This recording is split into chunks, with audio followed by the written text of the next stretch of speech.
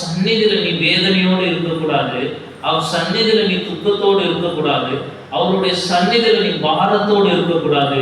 அவருடைய சந்நிதியில எப்படி இருக்க வேண்டும் என்றால் மகிழ்ச்சியோட கர்த்தரை ஆராதனை செய்கிறவர்களாய் காணப்பட வேண்டும். எனக்கு பலவீனம் இருக்குதோ இல்லையோ, ஆனால் நான் தேவனை ஆராதிப்பேன், அவர் எல்லாம் பார்த்து கொள்வார் என்று சொல்லி ஆனந்த சத்தத்தோடு தேவனை துதிக்கிறவர்களாக இருக்க வேண்டும். சங்கீதத்துல கர்த்தரை நான் எக்காலத்திலும் சோத்தரிப்பேன், அவர் துதி எப்பொழுதும் என் நாவிலே இருக்கும் என்று.